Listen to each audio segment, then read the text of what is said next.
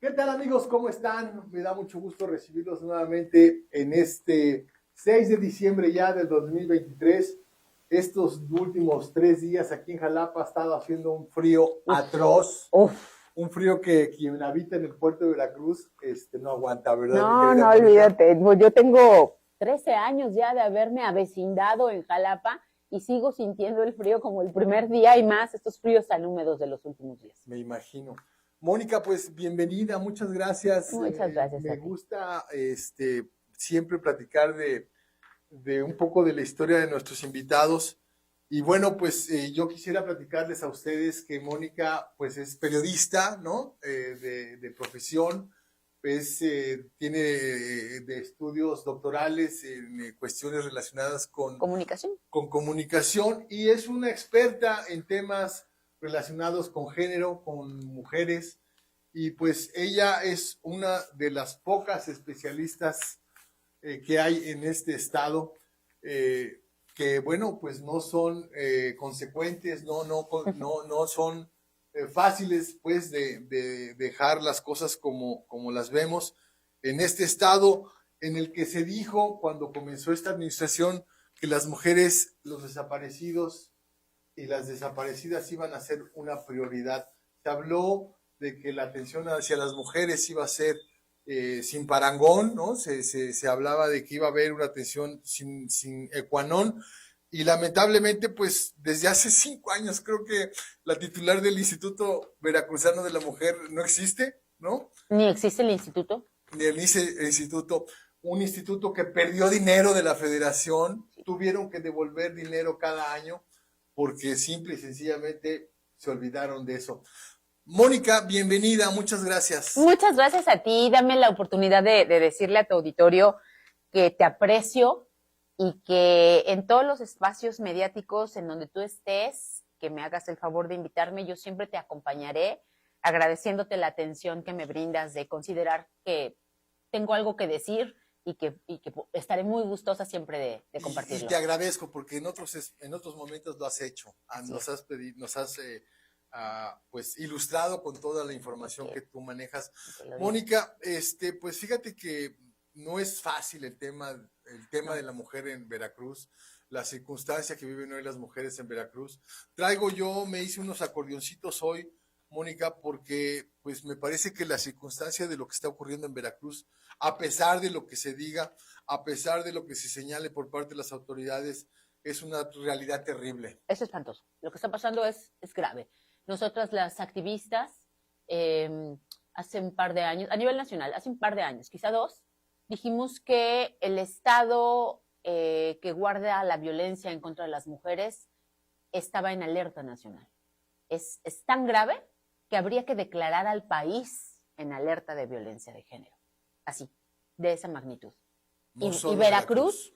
y Veracruz es de las 32 entidades la segunda que durante prácticamente 5 años en forma ininterrumpida se ha mantenido por sus muy altos índices de violencia que no ha cejado ni un segundo de ocupar la atención de las mujeres, que claramente de las autoridades no. Y es que hay que decir, amigos, que desde hace ya varios años, 3, 4 años por lo menos, el número de violencia, de feminicidios, de atentar contra las mujeres, pues diariamente alcanza aproximadamente a 11 víctimas. Así es.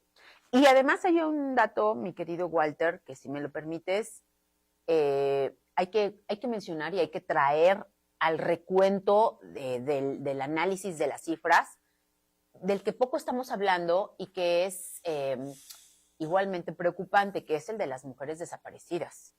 Tenemos unas cifras muy alarmantes en Veracruz de mujeres desaparecidas.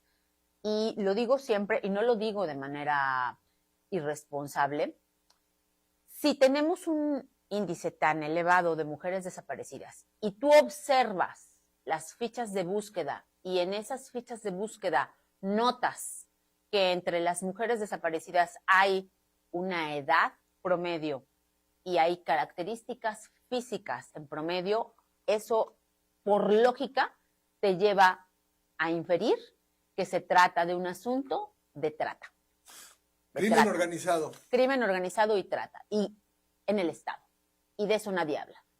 Entonces, no nada más es feminicidio y no nada más son las cifras de las violencias, las distintas.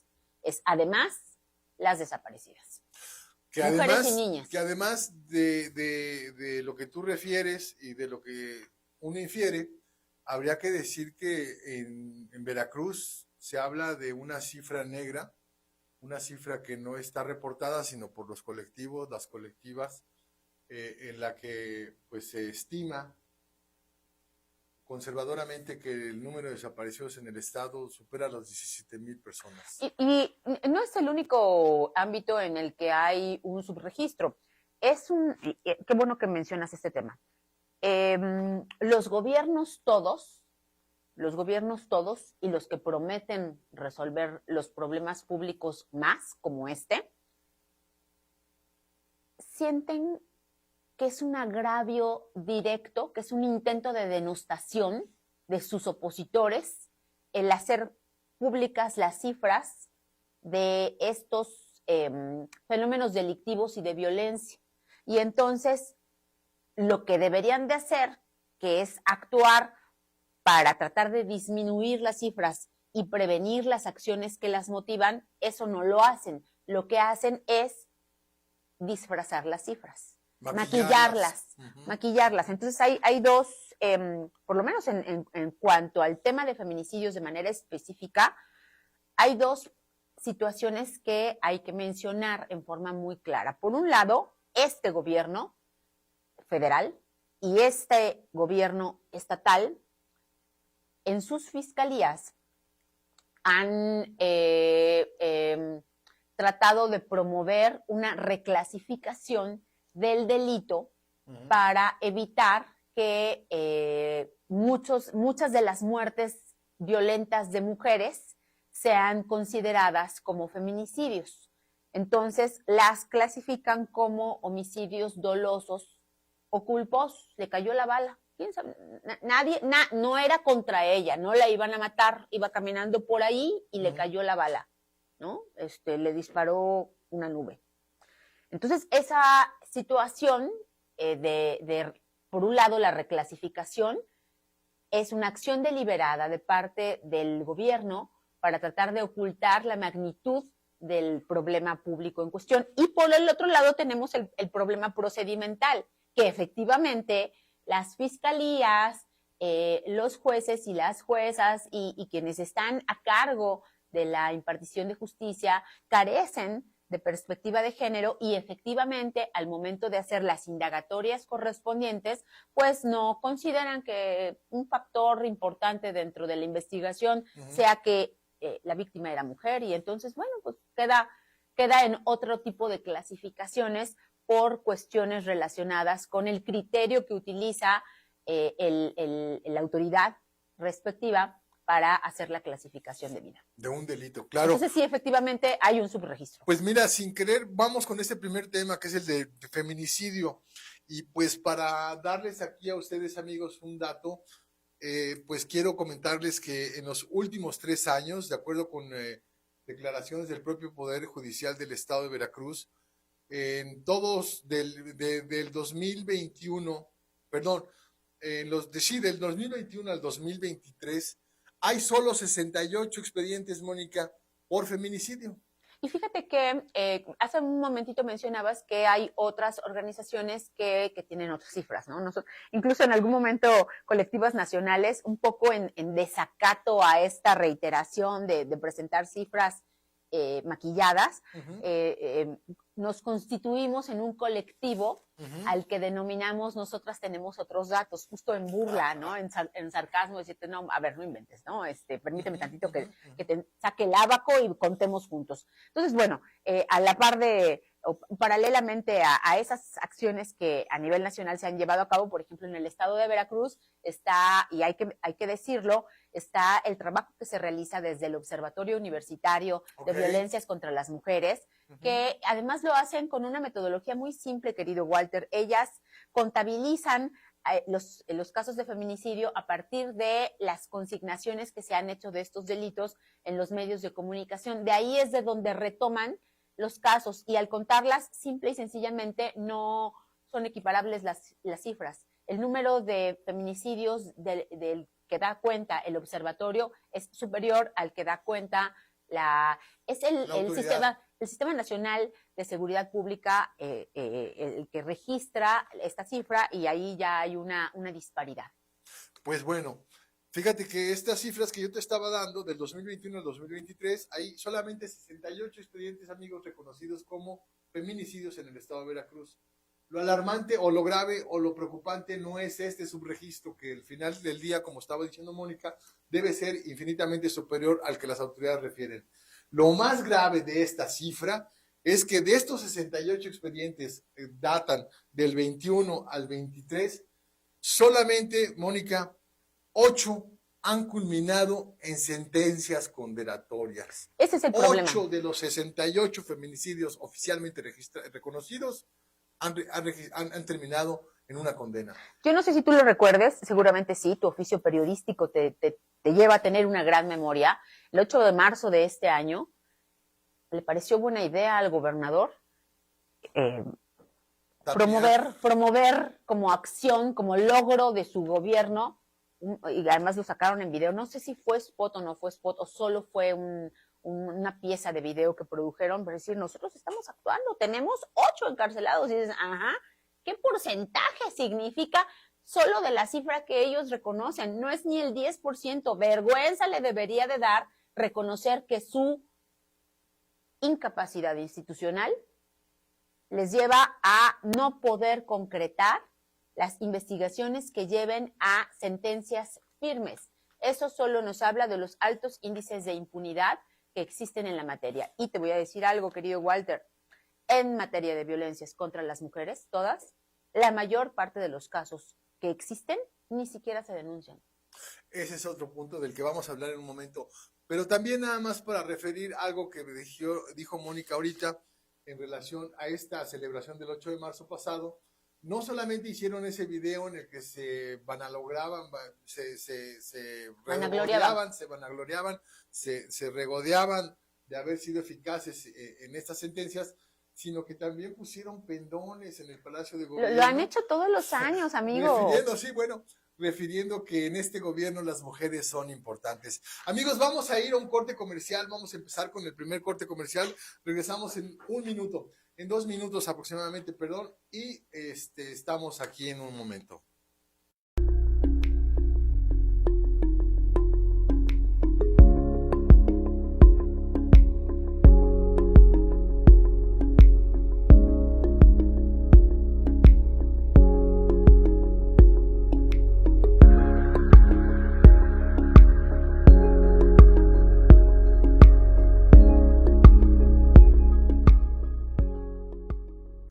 Amigos, estamos de regreso, pero antes de platicar aquí, de volver con Mónica, quiero decirles a ustedes que tenemos que ser solidarios y echarle porras este fin de semana a mis queridos Pumas de la Universidad Nacional Autónoma de México, que van contra los Tigres. Va a estar difícil, ¿no? La clasificación, pero no imposible. Así que, bueno. Mónica. Muy bien. Vamos, Pumas. Regresamos contigo. Oye, pues fíjate que estábamos señalando aquí que ni siquiera al 10% han llegado las sentencias condenatorias. Sin duda, esta circunstancia refleja una verdad incómoda, ¿no? Que aquí el feminicidio en Veracruz no solo es lenta la justicia, sino que quizá ni existe. Es omisa la justicia. Y yo te voy a decir una cosa. También hay que ser justos. Yo conozco a la fiscal en materia de feminicidio, es una mujer comprometida, que tienen un cerro de expedientes con el que jamás van a acabar de procesar, porque el personal es insuficiente, porque se le ha disminuido el presupuesto al área. Entonces, vamos encontrando que el camino es mucho más largo del que solo se muestra en apariencia. Y entonces eso te da cabal cuenta de cuál es el verdadero interés de un gobierno para atender un tema como el tema de mujeres. Poner pendones de las mujeres que tú colocas a modo al frente de dependencias es fácil. Darles presupuesto para que las dependencias funcionen debidamente, para que la justicia llegue, para que se pueda avanzar en la prevención, para que pueda haber acciones que sean contundentes para atender una problemática tan severa como esta. Eso es difícil, eso no lo hace cualquiera. Mónica, y la omisión se convierte en un acto criminal Así es. cuando una institución encargada de velar por la seguridad de las mujeres pierde presupuestos federales. Así es. Tiene que devolver dinero federal porque simple y sencillamente no hay una titular en el Instituto Veracruzano de la Mujer que es la que tiene que ser la responsable de firmar oficios, circulares, memorándums, etcétera, etcétera, y desde luego los presupuestos. Hay muchas cosas que comentar al respecto y si tú me lo permites voy a tratar de englobarlo de la forma más estructurada que me sea posible. Acabo de cumplir 49 años, amigo, y tengo 27 años haciendo militancia activa feminista. Tuve el privilegio de ser parte de las mujeres que discutimos la ley por la que se creó el Instituto Veracruzano de las Mujeres. Acompañé junto con otras mujeres veracruzanas la iniciativa que en su momento presentó la entonces diputada local Mireya Toto.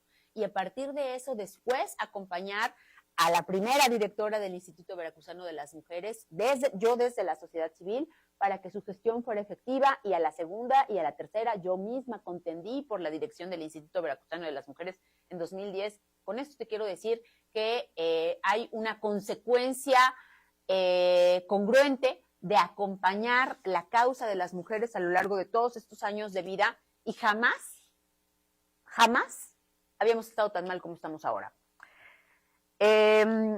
Platicarte que para mí la agenda de las mujeres es prioritaria y como lo primero realmente son las mujeres, junto con otras colectivas nos reunimos con el hoy gobernador cuando estaba electo para plantearle la agenda de las mujeres entre cuyos temas se encontraba prioritariamente el Instituto Veracruzano de las Mujeres.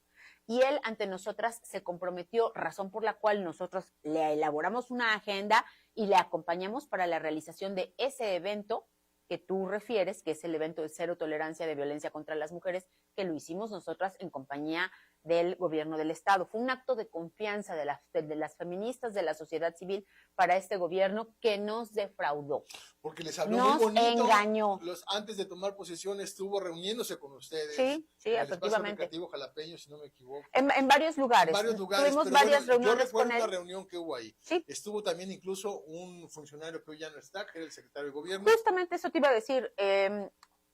Puedo decirte, y lo digo abiertamente, íbamos bien hasta que este sujeto intervino. Y en ese momento todo se paralizó. Y a lo largo de estos años, escuché en varios momentos al gobernador decir que no era necesario que la nombrara, que no hacía falta, o que por qué no la elegían a ella misma. Bueno, primero porque la ley contempla un procedimiento, por eso hice la referencia a la creación. Cuando creamos el instituto, nosotras buscamos que quedara plasmado en ley que se garantizara su ciudadanización. Para eso está conformado por dos consejos, el consultivo y el social. Estos consejos deben de ser quienes emitan la convocatoria para las personas, las mujeres que aspiren a la dirección puedan reunir el perfil específico que se cita en la ley y entonces se constituya una terna que es presentada al gobernador, quien decide por su libre juicio de las tres personas cuál de ellas es la que le considera más adecuada para el desempeño del encargo. ¿Están vencidos los consejos? Tendrían que haberse renovado los consejos para entonces de ahí emanar la convocatoria que no existe. No puede ser la misma persona porque no se está realizando el proceso como la ley lo contempla. Porque además, hoy sí, pero en su momento no, la titular actual no tenía el perfil necesario contemplado en la ley para ocupar este cargo. Hoy sí tiene 4 años de experiencia en la materia. Pero el tema no es ella, porque además a mí misma me tocó ser encargada de despacho. O sea, uno vive violencia institucional con esa reiterada condición en la que no te reconocen pues el cargo que finalmente estás desempeñando. Lo que pasa es que jerárquicamente ella no puede ejecutar algunas de las acciones de política pública que le correspondería a su encargo, pero además se está incurriendo en serias omisiones por cuestiones de carácter presupuestal y de acciones que no se llevan a cabo con las cuales se incumple. Y desde luego ni siquiera estamos hablando de la grave disminución de la plantilla de personal del instituto por temas de violencia laboral al interior de la institución que debe de prevenir la violencia en el gobierno veracruzano. Entonces, bueno, es grave. Es muy, muy grave y un problema que no se resolverá ya en lo que resta de esta No, por eso yo estoy insistiendo mucho de una rueda de prensa en compañía de las compañeras de la red a la que yo pertenezco, que presido, haciendo un llamado muy claro a las personas que aspiren a gobernar Veracruz, que al parecer serán 3, una mujer y 2 hombres, para que se pronuncien y presenten su plan para atender la política pública veracruzana en materia de mujeres. Que en todo este periodo que no ha sido de pre-campaña ni de campaña. Nadie ha hablado de eso. Nadie ha hablado de eso. Incluso la señora... ni de las infancias tampoco, ¿eh? De la señora precandidata, ella utiliza el tema de es tiempo de las mujeres. Bueno, si es tiempo de las mujeres, pues vamos viendo cuál es su política, su propuesta de política pública en la materia, porque nos quedaron a deber. Yo lo dije en esta rueda de prensa que te refiero hace unos días y lo repito ahora. Este ha sido un sexenio perdido para las mujeres. Vamos a otro corte, el segundo, ahorita regresamos.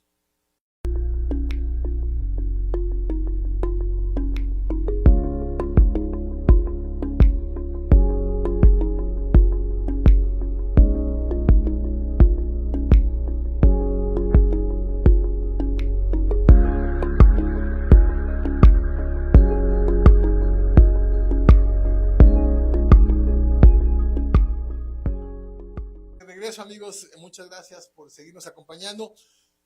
Mónica, Ana Miriam Ferráez Centeno, diputada local que repitió. Y que quiere repetir más. Y que quiere repetir, sí, bueno, esto de la reelección de los legisladores es... Hasta 4. Algo muy singular.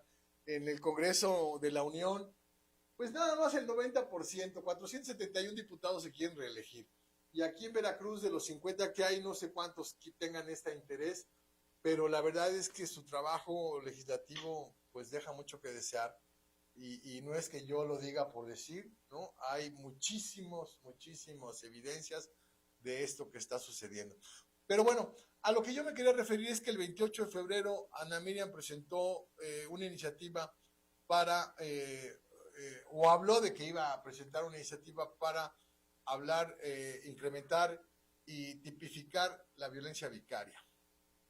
Hoy, diciembre del 23, han transcurrido 10 meses. Este tema no ha tocado piso en el pleno del Congreso veracruzano y la violencia vicaria hoy es un tema que, de acuerdo con el acordeón que yo me traje, está siendo un tema muy acuciante, muy peligroso y muy grave, porque también, precisamente algo que tú referías con los feminicidios, está sucediendo con la violencia vicaria.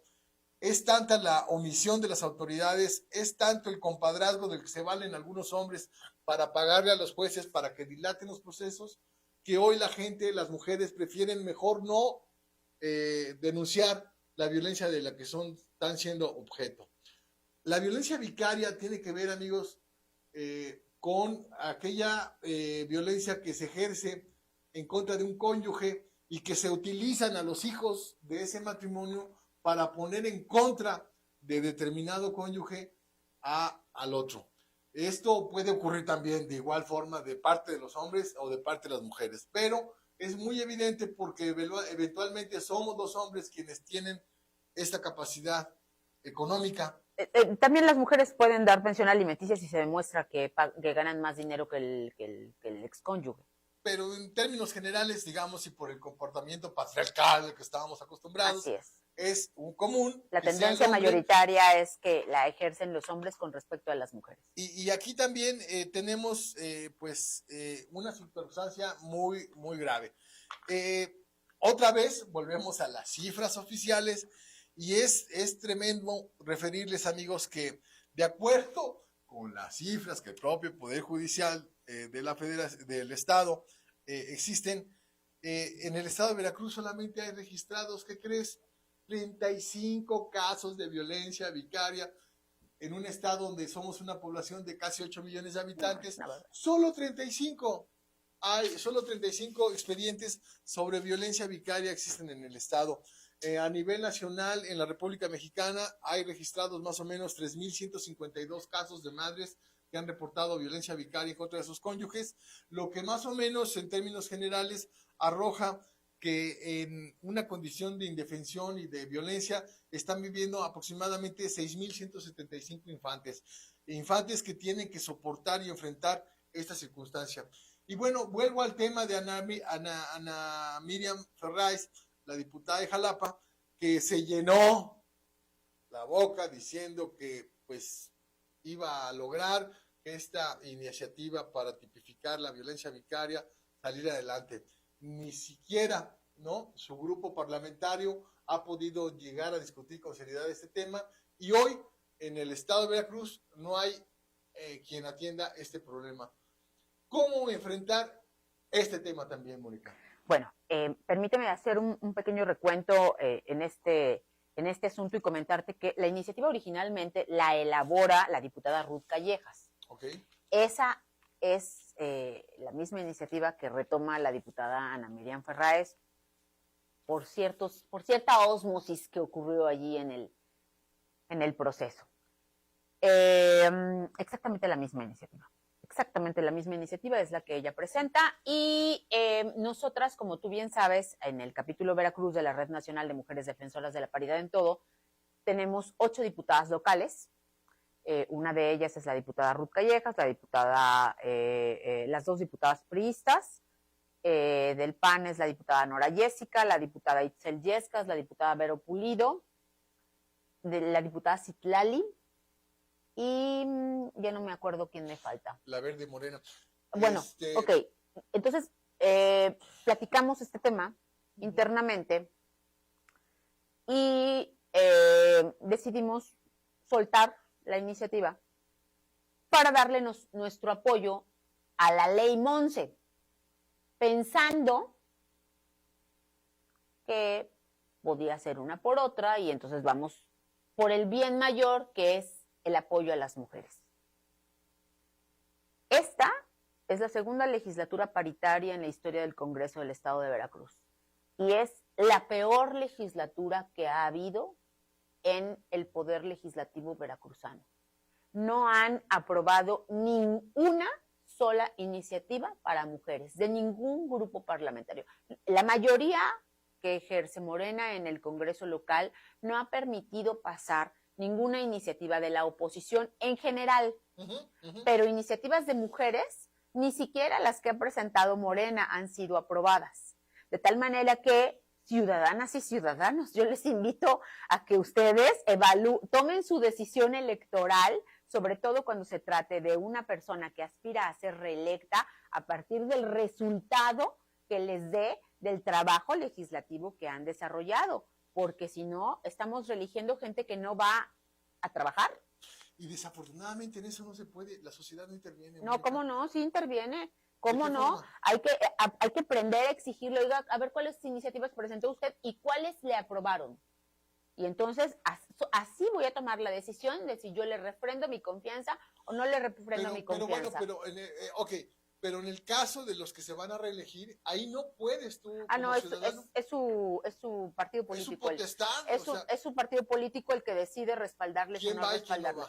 Sí, así es. Y eso es muy terrible. La verdad es que esta revisión, teníamos que hacer una revisión de cómo fue que se autorizó la reelección, porque además esta reelección ya va a empezar a funcionar también para los alcaldes. Sí, así es. En el caso de los diputados locales, diputados y diputadas locales, ellas y ellos pueden reelegirse hasta 4 veces. 4, son 12 años. 4 veces. Ahora, yo te voy a decir una cosa, mira, yo ahí tengo una opinión personal al respecto. Qué bien si es un legislador o legisladora, pues que da resultados, ¿no? Por ejemplo, yo jamás imaginaría, digo, ya fallecido, a un Porfirio Muñoz Ledo haciendo campaña proselitista en la calle, un hombre de su talento y de su conocimiento de la ley, pues evidentemente tenía que ocupar posiciones plurinominales y claro que repitió en varias legislaturas, aún no existiendo la reelección en legislaturas no inmediatas. Brincadas, claro. Pero su alto expertise en la materia lo justificaba. El tema ahora es que no estamos justificando con resultados la reelección de muchos legisladores y legisladoras, y eso es muy grave. Hoy tenemos un legislador binario o no binario. No binarios. No binario. No binario. Yo, la verdad, esto del lenguaje incluyente no lo admito, pero... Amigo, no pero, es una voluntad, no es una ley, perdóname.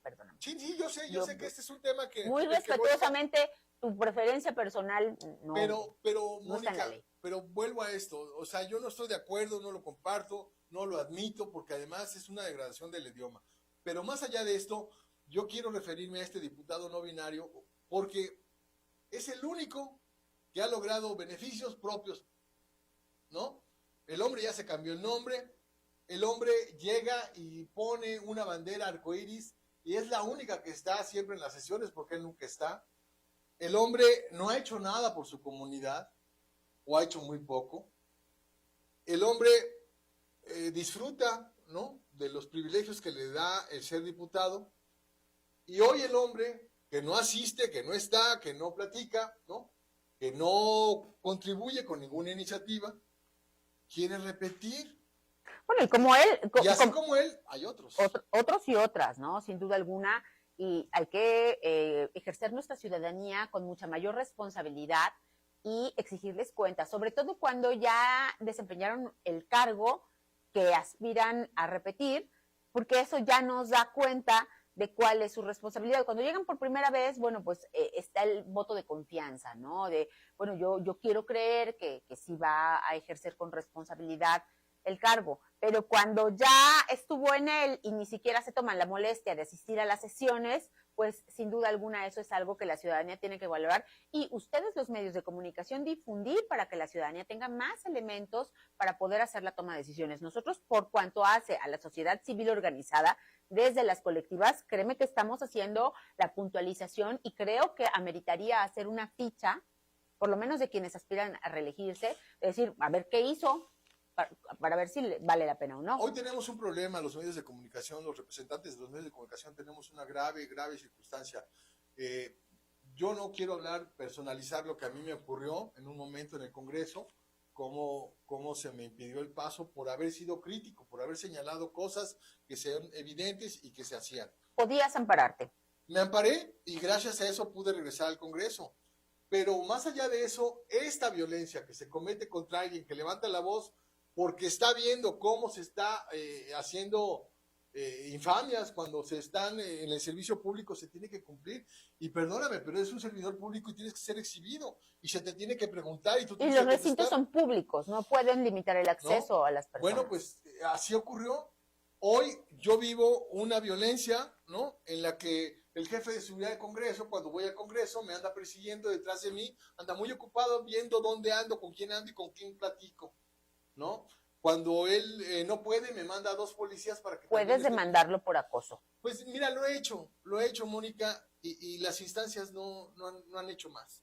Yo tengo, la Comisión Estatal de Derechos Humanos presentó un documento en el que se pidió que se investigara la actuación del oficial mayor y del jefe de seguridad, y es hoy la fecha en que esto pues no ha avanzado. Pero yo no quiero referirme a esto, simplemente quería dejar ahí el antecedente para señalar que quienes hemos intentado hacer esto hemos sido perseguidos y no soy el único, somos muchos. ¿Qué te digo yo que fui despedida de mi posición? A eso voy y es el tercer tema del que yo quiero que platiquemos, Mónica. Vamos otra vez a un corte y regresamos ahorita. ¿Cómo me corrieron?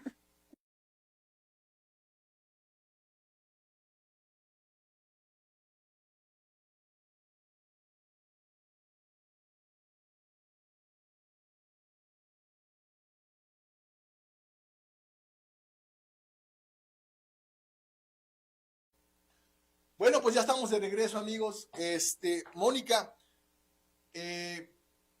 efectivamente tocaste un tema que fue bastante terrible lo que te ocurrió. Tú estabas nunca se te dio posesión como responsable de la unidad de género en el Congreso del No es Estado. la unidad de género, son áreas diferentes. Es el Centro de Estudios para la Igualdad de Género, porque es como de asesoría legislativa. La unidad de género es como para el personal. Para el personal. Ok, tienes razón.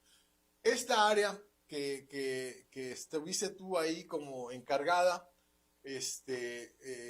pensábamos todos que ibas a quedar ratificada, pero ¿qué creen? Aprovecharon la pandemia, ¿no? Para, cerrar el acceso al Congreso. Era muy complicado como reportero, tenías que pedir permiso, bueno, te tenían que autorizar, ¿no? Para poder ingresar al Congreso, para poder hacer tu trabajo, una. Dos, en el caso de las personas que trabajaban ahí, pues tenían que ser nada más las esenciales. ¿Qué significa eso? No sé, pero solamente las personas esenciales. En algún momento tú dejaste de asistir al Congreso porque así se te solicitó a ti y a otros empleados, ¿no? Y al paso de los días, Mónica, te veniste a enterar que ya había nombrado, ¿no? Mira, fue un tema complicado. Y además eso nos lleva a plantearnos cómo vive cada quien la violencia. No hay un manual. A veces no sabemos ni siquiera cómo reaccionar, querido Walter. Es un concurso público, o sea, se emite una convocatoria y es un concurso de conocimientos que rindes ante las comisiones de igualdad y de derechos humanos. Participamos una serie de personas y al final el proceso se fue cerrando porque así estaba establecido en el procedimiento, y cuando estaba a punto de darse a conocer la terna, un caballero gay interpone un amparo argumentando que fue discriminado del proceso y por tanto se empantana el procedimiento. Pasan varios meses porque no, pues estaba desahogando el procedimiento legal, y en esa coyuntura yo tengo conocimiento que la persona que obtuvo el mayor puntaje del proceso fui yo, pero no lo informan de manera oficial porque está empantanado por el amparo. Entonces se me propone asumir la responsabilidad en calidad de encargada de despacho en tanto termina de desahogarse el amparo. El amparo tarda 10 meses en desahogarse. Entonces, bueno, yo asumo las funciones como encargada de despacho y comienzo a trabajar. Y la verdad es que, permíteme que lo mencione, no espero no ser vituperiada ni vituperar, pero pues hicimos unas cosas increíbles, ¿no? Lo primero que hice fue un seminario de capacitación para asesoras y asesores legislativos en materia de derechos humanos, con validez curricular, que no se había hecho jamás, ¿no? Y empiezo a hacer una serie de cosas como mucho más grandes, de mayor envergadura, pues por mis propias vinculaciones, y sobre todo académicas e institucionales. Y comenzamos con el estira y afloja. Mi pareja, yo vivo en unión libre con un periodista, colega del caballero, desde hace varios años, que es un periodista crítico e independiente. Entonces allí... Y que ha sido perseguido, muy bueno, perseguido. Él está en el mecanismo de defensores de periodistas. Por este gobierno, sí. Y por los anteriores, claro, ¿no? Entonces comenzamos ahí con cuando termina el amparo, formalmente ya podían hacerme entrega de mi nombramiento que me acreditaba como directora del centro. Y entonces ahí empezamos con este rejuego donde me dicen, sí, pero es que, pues mira lo que publicó tu pareja, entonces, pues, ¿cómo es posible, no? Y a ver, los asuntos de mi pareja, con mi pareja, los asuntos institucionales del Congreso, en la materia conmigo, ¿no? Esto fue muy recurrente, incluso te quiero comentar, nunca lo he comentado al aire, permíteme por favor hacerlo aquí por primera vez. Hubo un momento en el que yo sabía, porque tengo relación con diputadas y diputados de toda mi vida, desde antes de que estas personas que hoy gobiernan quisieran gobernar, yo ya trabajaba para el sector público. Entonces a mí me enteran que se firma en Jucopo mi nombramiento como directora, y quien era mi jefe directo es el secretario general del Congreso, el licenciado Domingo Baena. En algún momento firmo yo un documento para un evento, una cosa así, y yo siempre firmaba como encargada de despacho, entonces me manda a llamar a su oficina. Quizá en los 3 años de la legislatura pasada, quizá lo vi 2 o 3 veces, no más, nunca me habló. O sea, yo estaba en la congeladora permanente. Me manda a llamar a su oficina y me dice, oye, ¿por qué firmas como encargada de despacho? Dije, ¿por qué soy encargada de despacho? No, pero si ya los diputados mandaron tu ratificación, tu nombramiento. Dije, sí, eso sé desde el momento en el que ocurrió. Sí, por aquí lo debo de tener en el escritorio, ha de estar traspapelado. Te lo busco y te lo mando. Le digo, ok, está bien. O sea, todavía la burla y tal, ¿no? Cuando yo empecé a observar todas estas violencias institucionales, lo que decidí hacer justo en la pandemia fue diversificarme. Y entonces empecé a hacer eventos con la ONU, Walter, con organismos internacionales. Yo no me anduve con miramientos, dije, a ver, yo vine a trabajar, estos están aquí muy ocupados bloqueándome y no me dan el clip y no me autorizan no sé qué, eso a mí no me va a detener. Yo vine a hacer esto y lo voy a hacer. Y lo hice. Y terminé la legislatura. Comienzo a asistir los primeros días de la nueva legislatura. Yo no sabía si hacer actividades o no, hacer actividades. Tú sabes que la legislatura se instala los primeros días de noviembre. Entonces yo quería saber si me iba a quedar en la posición para organizar evento para el 25 de noviembre o no. Entonces le pregunté al secretario general, me dice, déjame preguntar. Ok, le dije, pues averiguo.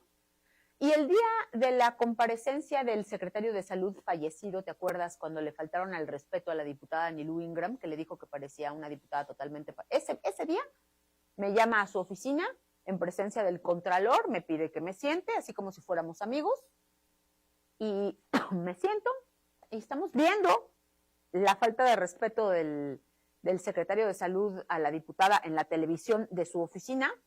Y en eso se voltea y me dice, oye, pues, ¿qué crees? No te van a ratificar. Entonces le digo, bueno, ¿y qué procede? Me dice, no, pues tienes que firmar el acta de entrega-recepción. Ok, ¿cuándo? ¿A partir de qué momento? Me dice, no, ahorita que regreses a tu oficina ya no te puedes sentar en tu escritorio porque ya la nueva persona ya está ahí. Le dije, ¿por qué pudiendo hacer las cosas bien, las hacen mal? Dije, ¿qué me voy a llevar? ¿Los lápices? O sea, cerremos el episodio legalmente y entonces que venga la persona a ocupar la posición que ustedes le están brindando. Ella no hizo examen de oposición, ni mucho menos. No sé si tiene profesión o no tiene profesión. Entiendo que es de las bases de la militancia de su partido, que es una posición que una mujer de su comité directivo estatal pidió para su gente como cuota partidista. Yo creo que las áreas técnicas no deben ser entregadas a cambio de cuotas partidistas porque necesitas personal técnico especializado en esa área, pero se la regalaron. Y bueno, dime tú, ¿qué actividad se ha llevado a cabo en el Centro de Estudios para la Igualdad de Género y Derechos Humanos en esta legislatura? Pues yo te lo diría si pudiera entrar. La verdad es que hace mucho tiempo que dejé de asistir al Congreso por lo mismo, porque el mocito que está como presidente de la legislatura es un insolente, es un hombre bastante complicado, es un hombre que en algún momento me gritó, ¿no? Que yo me debía al gobernador y al presidente de la República. Le dije, bueno, no veo cómo. El último evento que hice en la legislatura pasada fue, no tienes una idea, te acabo de obsequiar, ¿me permites tomarlo? Claro, Mónica. Te acabo de obsequiar mi libro. Yo escribí este libro, además déjame decirte que es el único libro que hay sobre le llaman congresos subnacionales, o sea, no hay un libro que haga un recuento histórico de todas las mujeres que han sido diputadas en ningún congreso estatal. Este es el único, hay uno de la Cámara de Diputados. El libro, yo no logré encontrar quién me lo editara en Veracruz, entonces la edición digital, que es la original, la edité yo. Okay. Yo soy la editora, puedes ver ahí el registro, y lo saqué digital. ¿No tienes una idea? El problema que fue que me prestaran la explanada para presentar el libro del Congreso en el Congreso. Y en la Ciudad de México, en el Congreso de la Unión, te prestaron todo un auditorio. Ahí fue diferente. Y fue una apertura. Ahí fue diferente. Te acogieron diputadas federales. Me hizo favor el diputado, permíteme decirlo, por favor, y se lo agradeceré siempre, porque además yo no lo conozco personalmente y entiendo que él tampoco me conoce a mí, pero me ofreció el diputado Sergio Gutiérrez Luna encargarse de la edición impresa de mi libro, y yo no soñaba con tener la edición impresa. y gracias a él, en su tiempo al frente de la mesa directiva de la Cámara de Diputados, se editó la versión impresa de mi libro e hicimos una gran presentación y yo me siento profundamente agradecida con todas las diputadas veracruzanas de todos los grupos legislativos que se enteraron que yo estaba ahí. Yo no las invité, mi evento era estrictamente académico y todas las diputadas llegaron. Y no es un auditorio pequeño, ¿eh? No. Déjenme decirles que es un auditorio como para unas 500 personas. Y bueno, yo viajo con... ¿A qué me dedico, Walter? Me dedico a hacer consultoría especializada en materia de comunicación política e igualdad. He sido consultora de la Organización de los Estados Americanos, o sea, no me puse a llorar cuando me despidieron de mi trabajo. Y me dedico a viajar por todo el país haciendo capacitación para el liderazgo político de las mujeres y presentando mis libros. Este y el otro que se está vendiendo. No, se está vendiendo en la FIL. Tengo un libro que está vendiéndose en la FIL. El otro, el de Feminización de la Política. Es un libro que escribimos Edurne Ochoa, que es consultora política, Jessica Ortega, que es la dirigente nacional del Movimiento de Mujeres, TMC, y yo. Y ese libro lo estamos vendiendo en este momento en la Feria Internacional del Libro de Guadalajara. Qué bien. Entonces, eso es lo que yo hago, de eso vivo hoy. También eres catedrática, ¿no? Soy investigadora postdoctoral del Centro de Estudios de Opinión y Análisis de la Universidad Veracruzana. Ahora estoy trabajando en mi próximo libro que se llama Alcaldesas Veracruzanas. ¿Y das clases? Y doy clases. Das clases, ok. Mónica, ¿y cómo resolver? Vamos a ir a un cuarto corte ya. Creo que es el quinto. Pero, no, cuarto. Okay. Pero antes de ir ahí, dinos cómo enfrentar esta circunstancia hoy en Veracruz como mujer. ¿Cómo enfrentar esta circunstancia hoy en Veracruz como madre? ¿Cómo enfrentar hoy en Veracruz esta circunstancia como hija? ¿Cómo enfrentar esta circunstancia como mujer? Vamos y regresamos. Ahorita volvimos.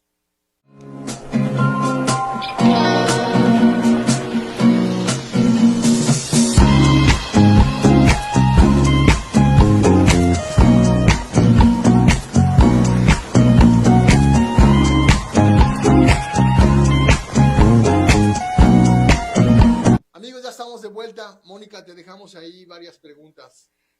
Y me parecen interesantísimas. Además, me gusta que cierres esta conversación con una invitación para las mujeres. Yo creo, Walter, y lo creo firmemente, profundamente, que es el momento de estar unidas. No, o sea, no hay manera de enfrentar la realidad de vida porque es dura, porque es insegura, porque es lacerante, porque es violenta, porque es denigrante, porque es discriminadora.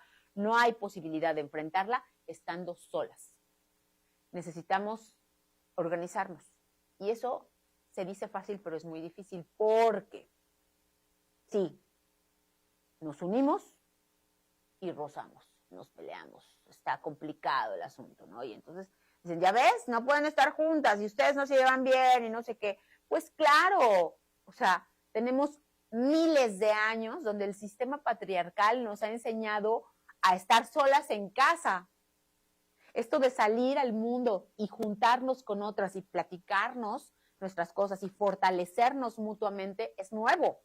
Está siendo una necesidad de sobrevivencia.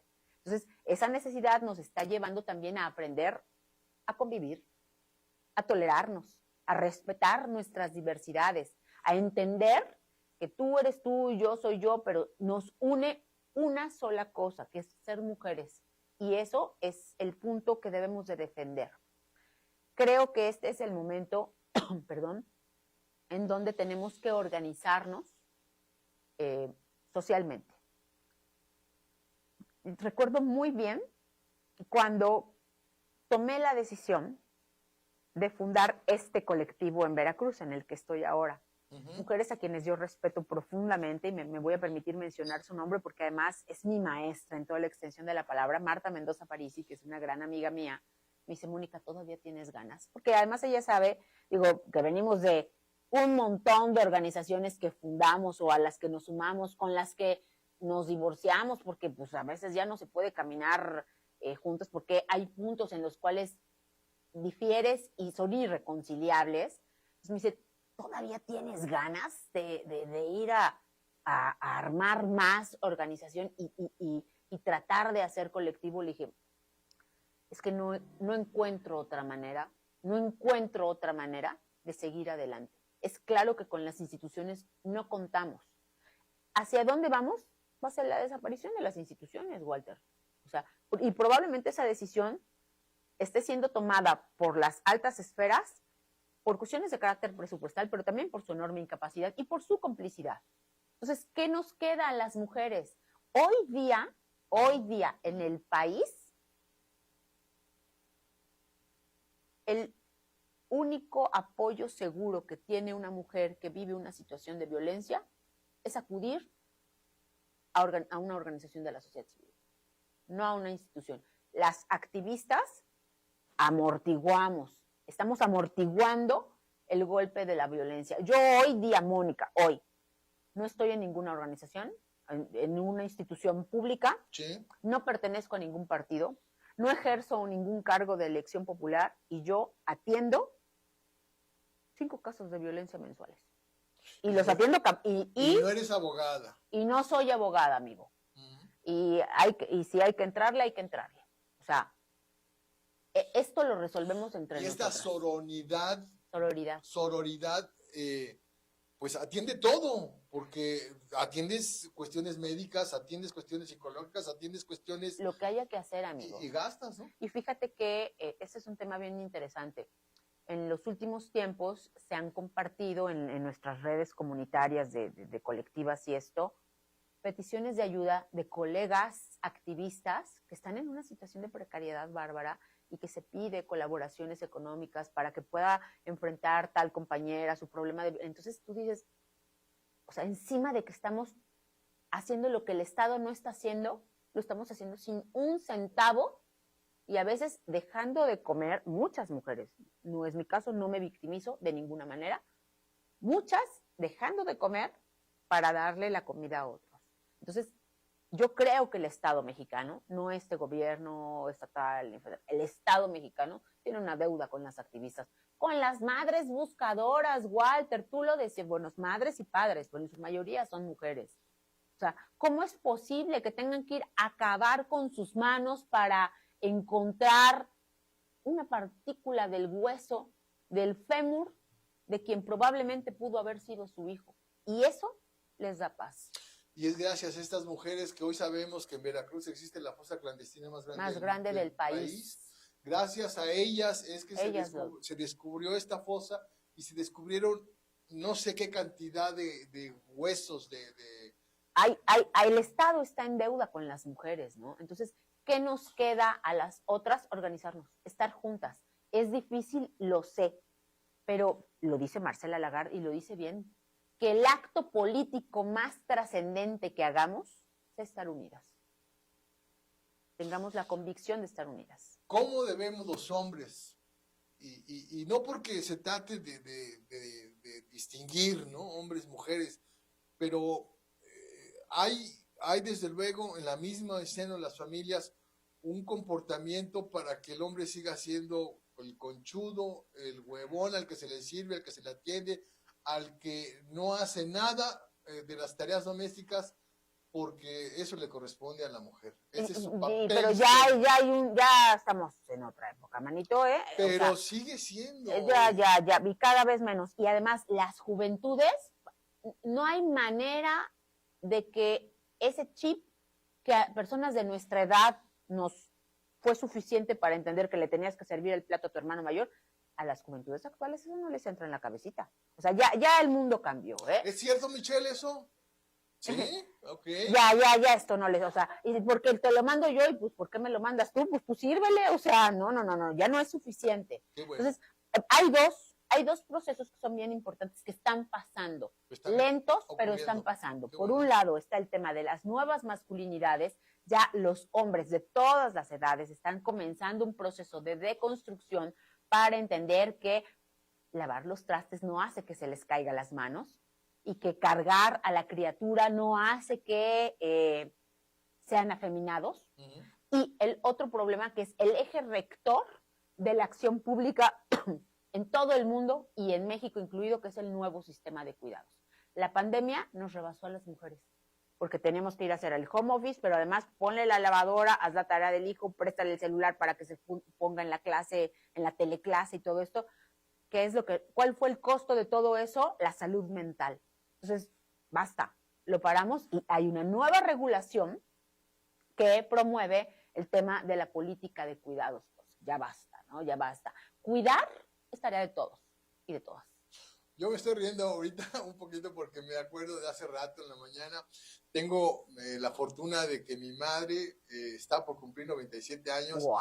Y hablo todos los días con ella. Es una mujer con un carácter tremendo, con una alegría siempre, con un anhelo de vivir siempre. Ella tuvo cáncer a los 73 años. Sobreviviente. Y tiene 97 años, va a cumplir 97 años, pero a lo que voy, Mónica, es que ella siempre me pregunta que dónde estoy, que qué estoy haciendo, etc. ¿Ella dónde vive? En la Ciudad de México. Y hoy en la mañana que hablé con ella, me preguntaba, ¿qué haces? Le digo, vengo de comprar el mandado, mamá. ¿El mandado? Le digo, sí, mami, porque voy a hacer de comer. Y me dice, pues qué bien.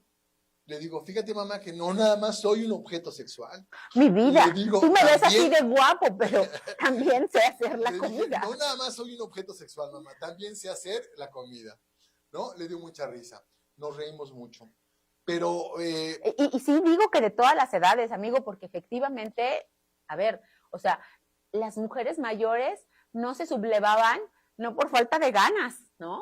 Sino porque no podían o porque a lo mejor les ganaban un golpe, pero cuando esto se empieza a destapar, dicen, al fin. Yo te voy a decir algo, Mónica, yo estudié en una escuela militarizada, fuimos 3 hermanos, somos 3 hombres, yo soy el mayor, mis 2 hermanos, pero estudiamos en una escuela militarizada y desde pequeños nosotros aprendimos a lavar trastes, a limpiar el uniforme, a bolear las botas, a hacer el quehacer, a ayudar a mi madre, a barrer, a trapear, a coser. Yo sé coser un botón, yo sé planchar, yo sé lavar los trastes, etcétera. Son actividades que mi familia, mi madre, mi padre siempre me enseñaron, se me fue el término, pero bueno, entonces estoy muy acostumbrado desde siempre.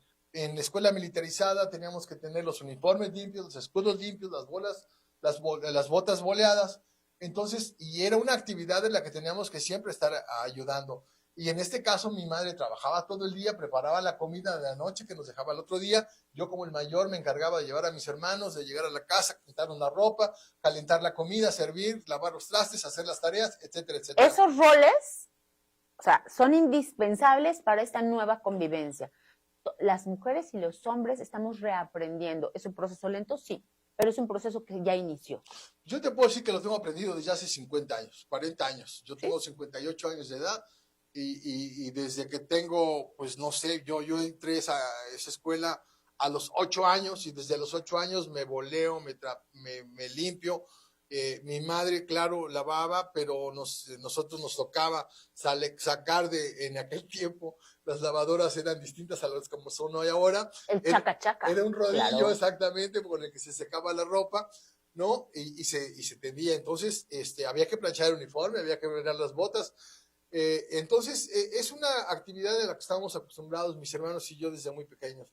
Y ahora que yo ya soy un hombre casado y que etcétera, etcétera, en todo este proceso de la pandemia, pues, y como yo trabajo en casa, como trabajo desde la computadora, pues hago muchas de las tareas. Coparticipas de las actividades domésticas, eso es fundamental. ¿No? Y eso a tus hijos e hijas, sin duda les reconfigura el espectro, ¿no? Están acostumbrados a ver una participación indiscriminada en casa de las labores domésticas, y de eso se trata. Hoy, ¿cómo van las cosas? ¿Cómo crees tú que vayamos a superar todas estas condiciones? Está complicado, amigo. Creo, porque además traemos el tema, este asunto de la salud emocional está difícil, ¿eh? O sea, las personas estamos como en una olla express, sobreviviendo y a veces a punto de explotar. Entonces, si a eso le tenemos que, pues sí, pero no me grites porque me violentas, y entonces me tienes que tratar así, y no me veas las pompas porque es acoso, ¿no? O sea, Entonces, es un momento de vida complicado, donde hay que poner cada quien de su parte y no soltar, porque si no, damos 20 pasos para atrás en un segundo. Vamos a tocar este tema, ya vamos al quinto corte y regresamos, con esto vamos a cerrar y vamos a tocar este tema de cómo hoy tenemos que comportarnos. ¿Qué tal? Yo te voy a decir, les voy a decir algo. A mí, Mónica y Billy Parker me han educado. Yo ya dejé de compartir chistes, ¿no? Que tenían que ver con, pues... Misóginos. A ver, entiendo el punto, porque eran los chistes, pero el chiste es que no es chiste, no hace reír. Si ofende, no hace reír. Esto lo he aprendido ahora contigo y con Billy Parker. Regresamos en un momento.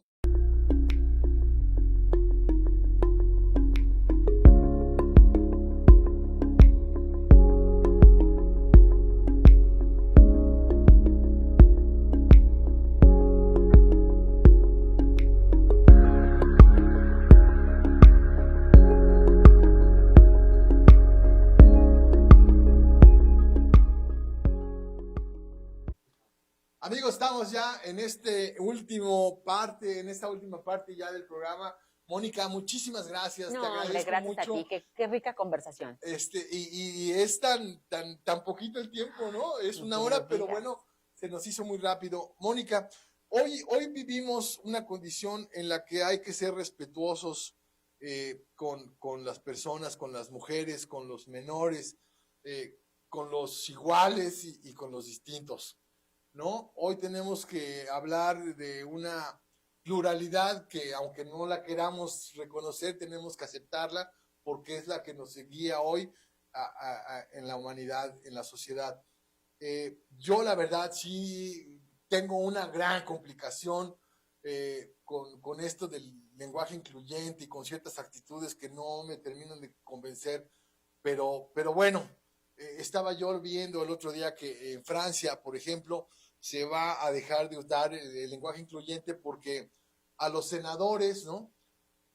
En francés, esta palabra con la E, ¿no? Trastoca algunas otras cosas y la traducción se convierte en nada, ¿no? Porque esto de ser senadora, senador o senadore, ¿no? Implica en el francés un problema. Entonces, por esto y por otras cosas, el gobierno de Macron ha decidido suspender este lenguaje igualitario o incluyente. En México, bueno, pues digamos que la persona que más estaba platicando o hablando o señalando o evidenciando esto, pues es magistrade, el magistrade que recientemente fue muerto por su pareja aparentemente, pues ha dejado ahí una huella que abrió un campo en el que mucha gente pudo lograr entrar y avanzar. Hoy cómo nos toca este rol, cómo tenemos que entender esta nueva forma de relacionarnos y qué tan bueno o qué tan malo será. Mira, es un momento de cambio el que estamos viviendo, de un cambio profundo, de un cambio en las libertades, en el esquema de libertades sexuales y de vida. Yo creo que esto pasará. O sea, que después de este momento en el que nos encontramos ahora en plena ebullición, tenderá a restablecerse el equilibrio. ¿Cómo será ese equilibrio? No lo sabemos.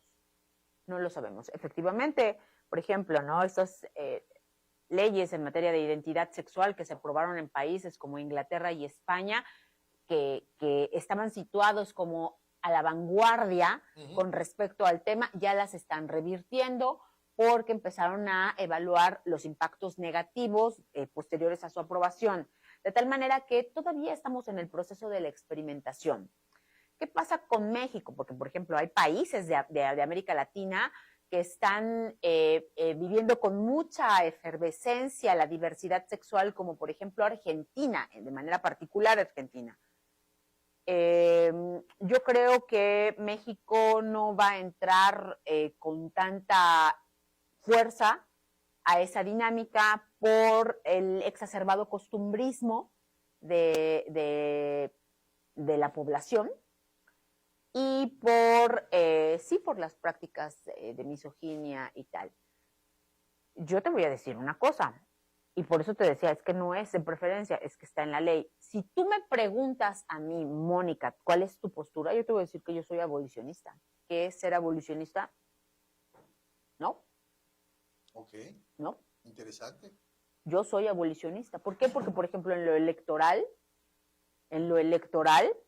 pues ya nos trataron de meter varios goles ahí, ¿no?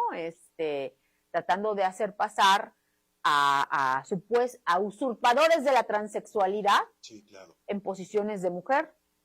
Y entonces de pronto se vuelve muy conveniente para el patriarcado, perdón hablar en términos tan teóricos feministas, pero de pronto se convierte en el golpe perfecto, ¿no? Para el patriarcado. Por fin encontraron la manera de cómo aplacar a las feministas con otras mujeres. Entonces es un tema muy complicado, muy profundo, que a mí me parece muy claramente que va a pasar, ¿no? Pero está en la ley y por lo pronto hay que asumirlo para hacer lo que sí es importante, que es que no haya mayor discriminación hacia nadie. Tuvimos un señor, secretario de gobierno, que pretendió usurpar la identidad afrodescendiente para ocupar una candidatura. La visibilidad de las acciones afirmativas tiene que servir para evitar la discriminación de la población que vive esas realidades, no para facilitarle el acceso a quien tenga un color de piel moreno y entonces por eso justifique una descendencia afro que no le representa. Y que no existe en Veracruz, por Dios, o sea... No, en Veracruz existe la tercera raíz. Sí, pero... En Veracruz existe la tercera raíz, pero la población no es tan... Pero la población morena, o sea, no toda la población morena pertenece a la tercera raíz, o sea, de ninguna manera. Esta tercera raíz tiene más arraigo en Oaxaca y en Guerrero. Pero cualquiera de estos temas se está prestando para lo mismo. Lo deja muy claro. Sí. Desde luego. Por ejemplo, también pasa con las personas con discapacidad. Yo conozco personas que contendieron por un cargo de elección popular con mucho menos dioptrías de las que tú y yo utilizamos. Y nosotros no usurpamos la identidad de la discapacidad para tratar de obtener algún cargo de elección popular. Y hoy su reclamo es ese. Estaba yo leyendo ayer, hace unos días, que reclaman el 50% de posiciones para minusválidos. Porque hay un porcentaje de la población muy significativo. De la población, pero bueno, tiene que ser el equivalente. Sí. Tiene que ser el equivalente. Sí, pero son 50 diputados, no puedes reclamar 25 No. Y además, por ejemplo, lo que yo estoy investigando ahora con este tema de las alcaldesas, no inventes, que la mayor parte de las acciones afirmativas las incrustan en la mitad que le corresponde a las mujeres, entonces acabamos siendo doblemente vulneradas. A ver, hay personas con discapacidad, hombres y mujeres. Claro. Hay personas afrodescendientes, hombres y mujeres. Hay personas de pueblos originarios, hombres y mujeres. Entonces, en esa proporción tiene que haber la representación de la acción afirmativa. No tiene que servir para reducir nuestro espectro de vulneración. Y ahí hay unas poblaciones indígenas, ¿no?, que reclaman y justamente no es de ahorita este reclamo. Es de hace tantos años, ¿no?, que finalmente, bueno, hoy se llegó la ley, se hizo, se plasmó, pero pues finalmente a estas poblaciones tampoco se les atiende. Es la era de la sociedad civil organizada, pero estar en la sociedad civil organizada no nada más es ir a grafitear ahí algunas cosas o echar consignas o ¿me entienden? Es estar muy informado y muy bien articulado. Aquí hay que tener redes para saber en dónde, a ver, cuando a mí me piden ayuda no me dicen, ¿usted en dónde vive para ver en dónde me puede ayudar? No, claro. Necesito ahorita a alguien que atienda un caso de violencia extrema en la Sierra de Oaxaca. Déjame ver en cuál de mis redes encuentro a una persona que pueda llegar y atenderte más rápido. O sea, pero eso es lo que tú construyes con mucho tiempo. Yo te voy a decir una cosa. Estoy por primera vez fuera de gobierno, ocupada y entregada a ser sociedad civil, porque creo que el siguiente escalón de la montaña se tiene que construir desde aquí. Mónica, en estos 3 minutos que nos quedan, vamos rápidamente. Hablabas de un tema que no tocamos ya en el programa, pero que me gustaría volver a tocar ahorita ya para finalizar. Estos candidatos que no estamos en tiempos electorales aún, pero bueno, que ya empezaron a caminar y a decir y a hablar, eludiendo la ley de 20,000 formas, pero de los candidatos que aparentemente vendrán a contender por la gobernatura del estado, de los aspirantes, porque me dijeron el otro día que no puedo hablar No de es candidaturas, candidato. los aspirantes, quienes aspiran a ejercer el cargo, efectivamente hoy no han hablado de lo que está ocurriéndole a las mujeres. Hoy no han hablado de lo que les está ocurriendo a los jóvenes. Hablabas tú de que hay una edad precisa de jóvenes, de mujeres que están siendo desaparecidas. Y niñas. Y que, sí, yo no quería decirlo así, pero bueno, te iba a ayudar a dar la edad. Aproximadamente desde los 14 años, ¿no? De los 14 a los 19 es el mayor número de desapariciones de mujeres. ¿Qué onda con estos cabrones que van a aspirar y que no han hablado de esto? Van a tener que hablar de esto. Pero no solo hablar, ¿no? ¿Cómo se puede llegar a puntos concretos? Yo creo que hay que trabajar de manera muy cercana, querido Walter. A ver, hay un sector del activismo muy purista que no quiere contaminarse, ¿no? Si toca la política, así como decíamos como cuando éramos niños, ya nos tocó el diablo y entonces no hacemos nada. Yo no creo eso, yo hago política feminista. La puerta para disminuir la desigualdad, para conseguir más derechos, es la política. Hay que hacer política feminista. Entonces, hay que acercarse. O sea, desde las organizaciones e individualmente, y activar este asunto, detonar, llevarles. A ver, el actor político, él no va a querer salir de su zona de confort.